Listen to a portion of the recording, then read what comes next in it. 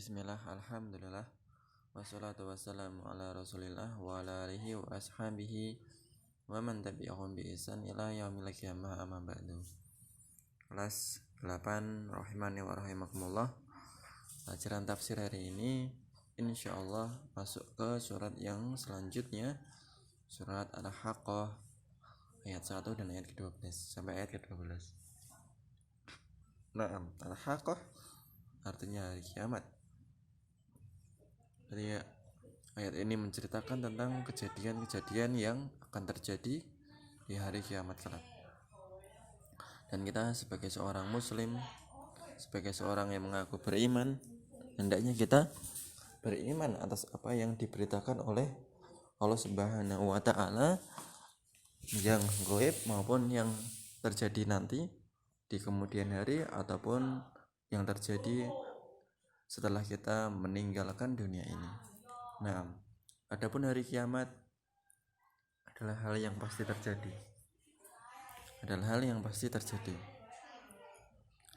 Dan kita sebagai seorang mukmin berharap kita tidak mendapati hari tersebut, karena dalam suatu hadis yang sahih Rasulullah SAW pernah bersabda, yang mendapati hari kiamat tersebut adalah sejelek-jelek manusia.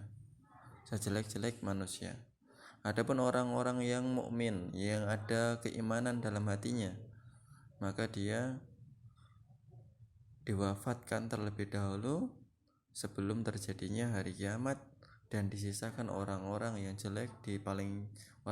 paling jelek di antara manusia. Nah, Allah Subhanahu wa taala berfirman, a'udzubillahi minasyaitonirrajim. Al-Haqqah Mal-Haqqah wa ma adraka mal-Haqqah. Allah Subhanahu wa taala berfirman, Al-Haqqah, hari kiamat. Mal-Haqqah, kamu tahu hari kiamat? Wa ma adraka mal-Haqqah, dan apakah kamu tahu, benar-benar tahu apa itu hari kiamat? Allah Subhanahu wa taala mengulang-ulang, menunjukkan agar kita memberikan perhatian lebih tentang hari kiamat, tentang apa yang akan diberitakan oleh Allah Subhanahu wa taala. Wa ma adraka mal-Haqqah, apakah engkau tahu hari kiamat itu dan kengerian yang ada di dalamnya? Kadzabat Samud wa 'adun bil qari'ah, hari di mana kaum Samud dan kaum 'Ad mereka mendustakan.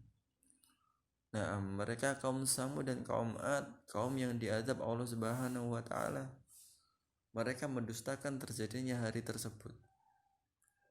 Maka jangan sampai manusia zaman sekarang mendustakan sebagaimana mendustakannya kaum 'Ad dan kaum Samud.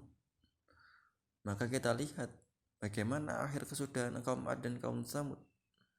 Allah Subhanahu wa taala berfirman, fa amma Samudu fa uhliku bi taghiyah. Maka kaum Samud mereka fa'uhliku, mereka dibinasakan, dihancurkan bitaghiyah, dengan suara keras yang membuat hati-hati mereka copot, jantungnya protol, ambiar. Kalau kamu dekat di sound yang sangat besar, di sound system, mungkin ada orang punya hajatan, kamu merasakan dadamu kayak bergetar, ya gak? Kayak ada yang kayak mau copot jantungnya. Nah, ini suara tersebut benar-benar membuat jantung mereka copot. Maka mereka bergelimpangan, tak bernyawa, tak mampu tubuh mereka menghadang atau menerima suara yang sangat keras tersebut. Wa amma 'adun fa uhliku bi rihin sarsarin 'atiyah.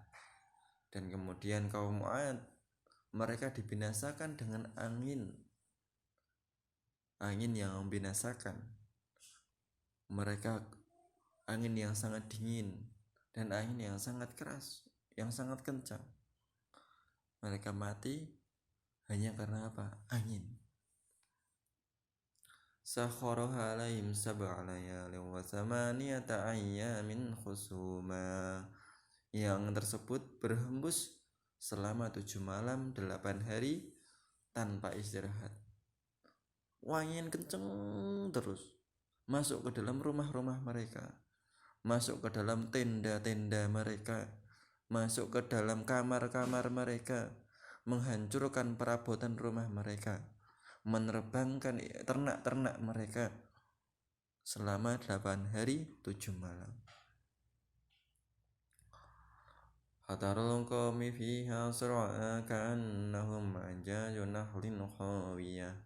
Maka engkau lihat kaum Ad di malam hari dan di hari-hari itu mati, seolah-olah mereka itu batang kurma yang keropos. Nah, garing cah, kering.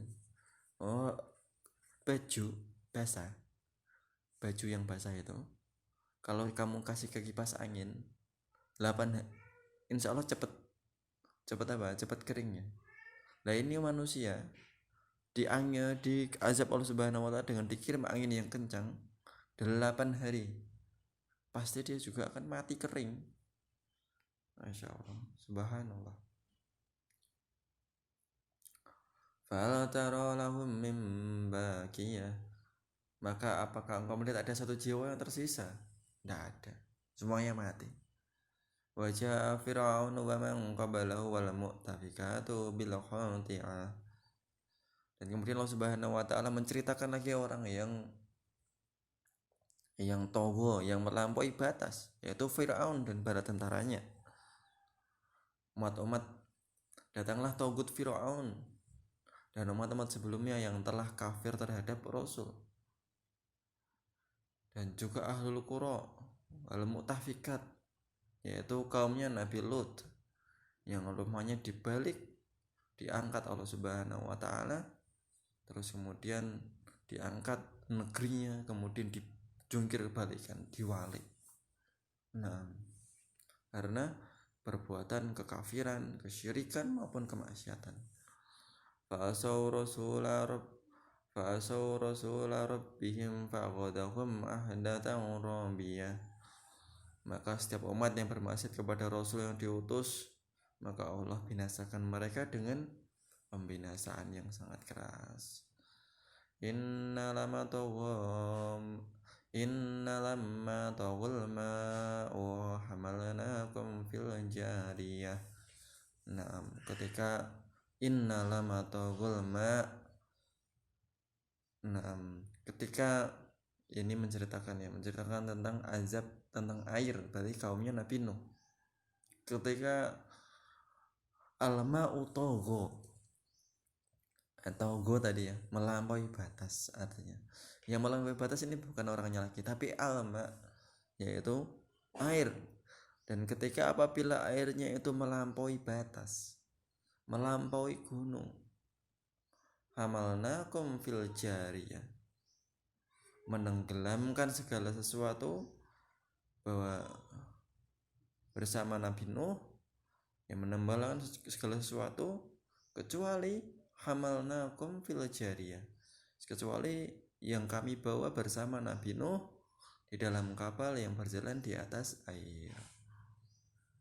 Jariyah artinya berjalan, jaro yajri, berjalan. Naam. Linaj'alaha lakum tadhkiratan wa ta'iyaha udhunu wa'iyah. Litaj'alaha, untuk apa? Untuk kami jadikan dia menjadi tadhkirah, peringatan bagi siapa? Bagi orang-orang mukmin yang setelahnya, bagi orang-orang yang datang setelahnya untuk mengambil ibrah bagaimana akhir kesudahan bagi orang-orang kafir dan orang-orang mukmin. Nah, faedah dan kesimpulan, hari kiamat pasti terjadi. Nah, yang kedua, kekafiran pada umat manusia sejak dahulu, ada sejak dahulu.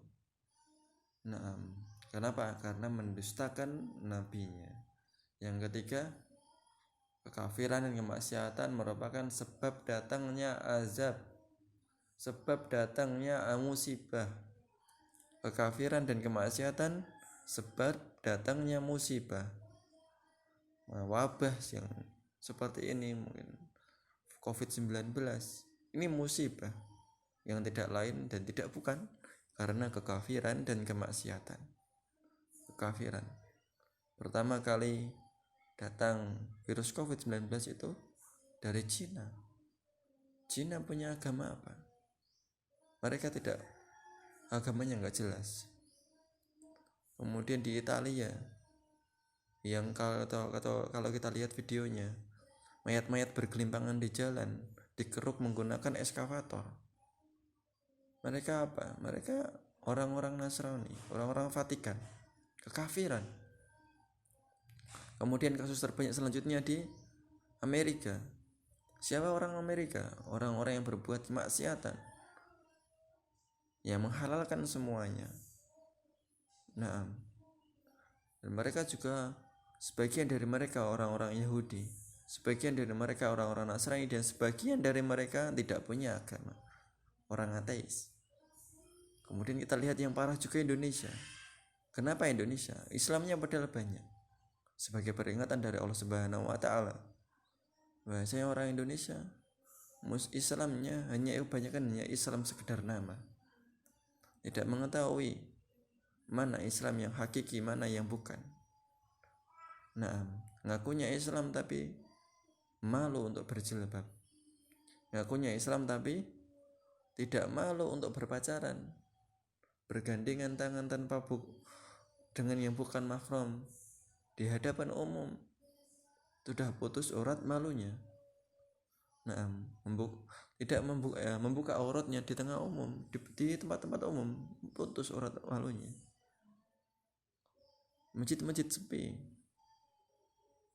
Dahulu sebelum ada pandemi, masjid sepi. Sekarang Allah Subhanahu wa taala, setelah pemerintah menutup masjid-masjid, orang-orang wah dulu mending ke masjid ya ginian, sok-sokan. Akhirnya orang-orang yang dulu nggak pernah ke masjid, kemudian diberikan, akhirnya masjid ditutup. Kemudian akhir-akhir ini ada beberapa lagi dibuka. Apakah orang tersebut kembali ke masjid? Apakah orang tersebut beribadah ke masjid juga? Enggak. Yang masalah mulanya dulu sebelum pandemi nggak pernah ke masjid, setelah pandemi pun dia nggak datang ke masjid. Nah, sesungguhnya adalah Al-Quran itu tadkirah liman sya'a dzakarah, bagi siapa yang menghendaki Al-Quran itu sebagai peringatan. Bagi yang tidak menghendaki, maka itu ya udah, hanya sekedar buku bacaan biasa. Alhamdulillah. Aku qouli hada, subhanakallahumma bihamdika, asyhadu an la ilaha illa anta, astaghfiruka wa atubu ilaik. Assalamualaikum warahmatullahi wabarakatuh.